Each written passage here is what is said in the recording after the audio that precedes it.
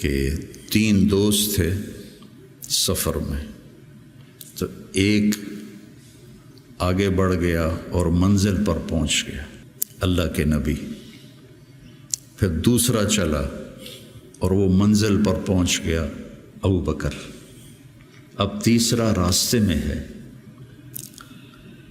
اب مسجد میں داخل ہوئے تو آپ کے ادھر ابو بکر تھے، ادھر عمر تھے رضی اللہ عنہ، سامنے صحابہ بیٹھے تھے۔ آپ نے ان سے فرمایا، دیکھ رہے ہو ہاکذا نحشر یوم القیامہ، میں قیامت کے دن ایسے اٹھوں گا، میرے سیدھے ہاتھ ابو بکر ہوگا، الٹے ہاتھ عمر ہوگا۔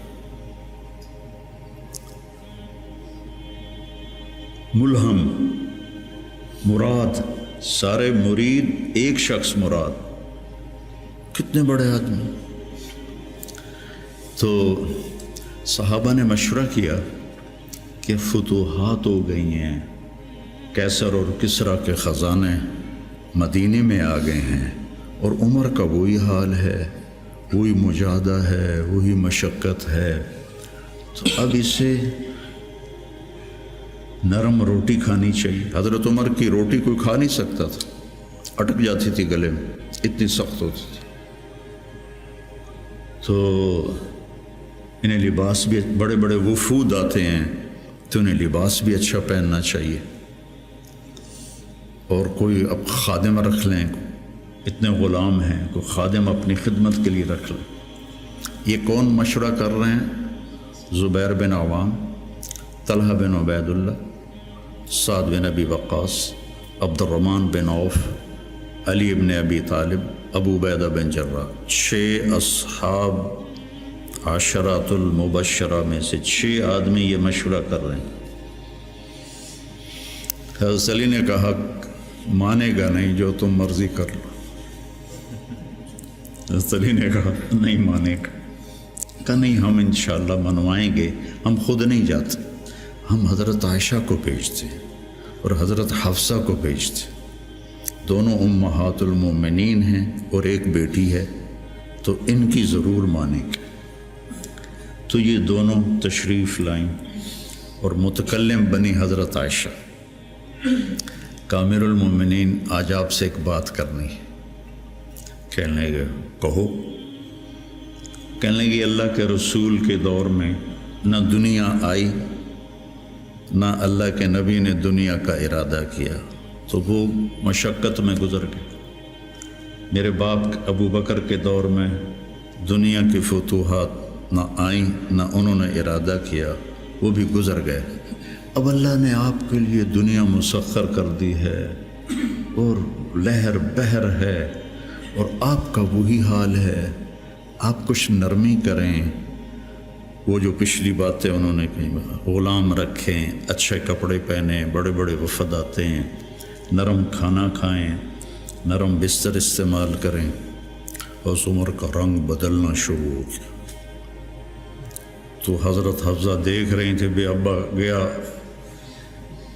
چھت نال، تو جب حضرت عائشہ خاموش ہوئی تو کہنے لگے، یہ بتاؤ تمہیں یہ کس نے بھیجا ہے؟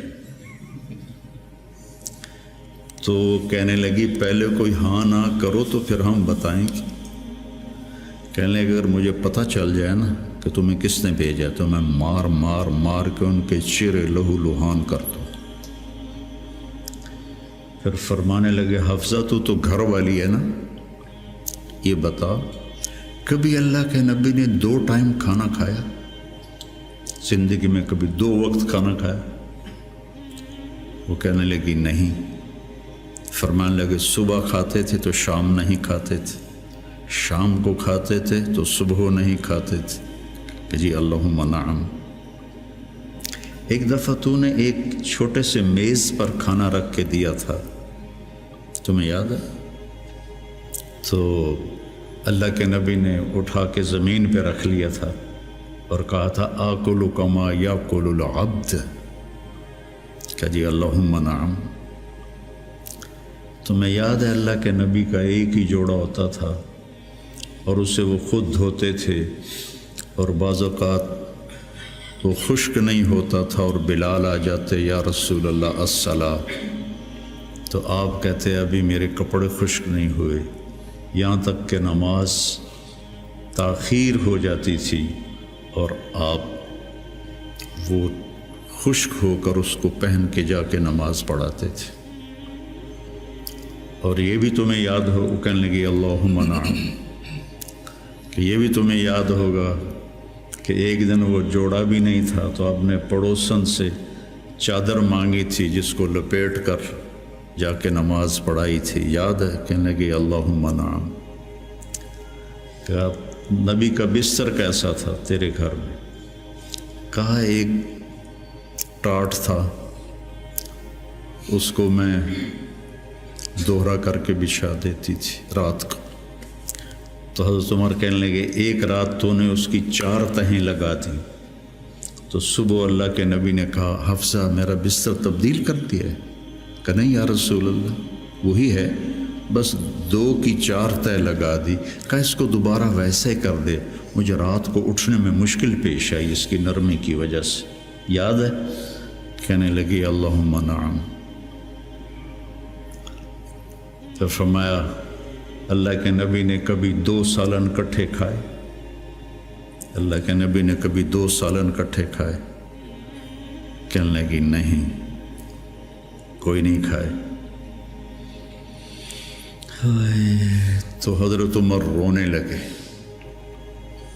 فرمایا کہ جنہوں نے تمہیں بھیجا ہے نا انہیں جا کر کہو کہ 3 دوست تھے سفر میں، تو ایک آگے بڑھ گیا اور منزل پر پہنچ گیا اللہ کے نبی، پھر دوسرا چلا اور وہ منزل پر پہنچ گیا ابو بکر، اب تیسرا راستے میں ہے، ان کے راستے پر رہے گا تو پہنچے گا ورنہ بھٹک جائے گا۔ والذی نفسی بیدہ، اس رب کی قسم جس کے قبضے میں میری جان ہے، میں اپنے آپ کو اسی حال پہ رکھوں گا حتی تلحقہ باللہ، یہاں تک کہ میں اپنے رب کے ساتھ جا کے مل جاؤں۔ جن کو اپنی ذات کی طرف نبی کی محنت متوجہ کرتی، تحریکیں اوروں کی طرف متوجہ کرتی، اور انبیاء کی محنت یا قوم اعبدوا اللہ ما لکم من الہ غیر، یا قوم انی لکم نذیر مبین ان اعبدوا اللہ واتقوہ واطیعون انی لکم نذیر مبین انی لکم ناصح امین۔ اور جب خنجر لگ گیا اور پتہ چل گیا کہ بچنا ممکن نہیں ہے، تو اپنے بیٹے کو بلایا عبداللہ بن عمر، فرمانے لگے جاؤ عائشہ کے پاس اور ان سے کہو کہ عمر اپنے ساتھیوں کے ساتھ دفن کی اجازت چاہتا ہے، اور امیر المومنین نہ کہنا، عمر کہنا، چونکہ اب میں امیر المومنین نہیں ہوں۔ اگر وہ اجازت دیں تو مجھے وہاں دفن کر دینا، ورنہ مجھے عام قبرستان میں لے جا۔ عبداللہ بن عمر رضی اللہ تعالیٰ عنہ تشریف لے گئے تو عائشہ رضی اللہ عنہ بیٹھی رو رہی تھی، تو انہوں نے عرض کی اماں جان میرا باپ عمر بن خطاب اپنے ساتھیوں کا قرب چاہتا ہے۔ تو حضرت عائشہ رضی اللہ عنہ نے روتے ہوئے کہا یہ جگہ تو میں نے اپنے لیے رکھی تھی، لیکن اگر عمر طلبگار ہے تو مرحباً بعمر۔ واپس آئے، کہا ابا جان ابشر قد اذنت، اجازت ہو گئی۔ کہ بیٹا ممکن ہے میرے شرم میں کہا ہو جب میں مر جاؤں پھر دوبارہ میرا جنازہ لے جانا اور باہر رکھ دینا، اور پھر ایک دفعہ دوبارہ پوچھنا، اگر اس وقت اجازت ملے پھر مجھے اندر لے جانا۔ اس میں حضرت علی آئے تو بڑے گھبرائے ہوئے تھے، تو حضرت علی نے پوچھا اتخاف من الموت؟ کہا نہیں، الذی بعد الموت۔ الذی بعد الموت، جس ہستی نے 22 لاکھ مربع میل میں اسلام پھیلایا، تو کہنے لگے ڈرو نہیں، میں نے کئی دفعہ سنا کہ اللہ کے نبی نے کہا خرجت انا و ابو بکر و عمر، دخلت انا و ابو بکر و عمر، جیت انا و ابو بکر و عمر و سیدہ کہول اہل الجنہ ابو بکر و عمر۔ کہ میں نے کئی دفعہ سنا، حضرت حسن بھی ساتھ۔ تو کہنے لگے قیامت کے دن گواہی دو گے میری؟ کہا میں بھی دوں گا، حسن بھی دے گا، میں بھی دوں گا، حسن بھی دے گا۔ تو حضرت علی چلے گئے، تو موت کی آہٹ محسوس کی، تو عبداللہ بن عمر نے گود میں سر رکھا ہوا تھا، کہنے لگے عبداللہ میرا سر زمین پر ڈال دے۔ انہوں نے پنڈلی پہ رکھ لیا، وائے حق، سنتے نہیں ہو میں نے کیا کہا، مجھے زمین پہ ڈال دے۔ انہوں نے سر زمین پہ رکھ دیا، تو اپنا چہرہ زمین ایسے رگڑنا شروع کیا، ایسے ویل لک یا عمر ان لم یغفر لک ربک، یہ کہنا شروع کیا، ویل لک یا عمر ان لم یغفر لک ربک، ویل لک یا عمر، ویل لک ولامک یا عمر ان لم یغفر لک ربک۔ یہ کہتے کہتے جان نکل گئی، اور لوگ اکٹھے ہوئے۔ تو حضرت عبداللہ ابن عباس کہتے ہیں کہ کسی نے میرے کندھے پہ ہاتھ رکھا، تو میں نے مڑ کے دیکھا تو علی تھے، رو رہے تھے، کہہ رہے تھے کہ نہیں، بات کی بات، حضرت صہیب رومی نے جنازہ پڑھایا، وصیت کی تھی میرا جنازہ صہیب پڑھائے، ان 6 کو تو ڈال دیا تھا نا شورا میں، تو صہیب نے جنازہ پڑھایا، جنازہ اٹھایا گیا اور آ کر حضرت عائشہ کے دروازے پر رکھا گیا، اور عبداللہ بن عمر آگے بڑھے کہ اماں جان میرا باپ حاضر ہے، اندر آنے کی اجازت چاہتے۔ تو عائشہ رضی اللہ عنہا نے اپنی چادر اٹھائی اور اپنے آپ کو ڈھانپا اور باہر نکل گئی، مرحبا بعمر۔ تو جب آپ کی تدفین ہو رہی تھی تو عبداللہ بن عباس نے کہا کہ میرے کندھے پر کسی نے ہاتھ مارا، تو میں نے دیکھا تو علی رضی اللہ عنہ رو رہے تھے، کہہ رہے تھے عمر مجھے پتا تھا تیرے سوا یہاں اور کوئی نہیں آ سکتا، تیرے سوا یہاں اور کوئی نہیں آ سکتا، مجھے پتا تھا تو یہیں آئے گا۔ علم کا یہ منتہا ہے،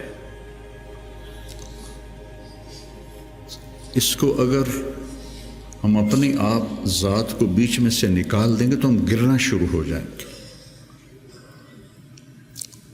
تجھے کیوں فکر ہے اے گل دلے صد چاک بلبل، تو اپنے پیرہن کے چاک تو پہلے رفو کر لے۔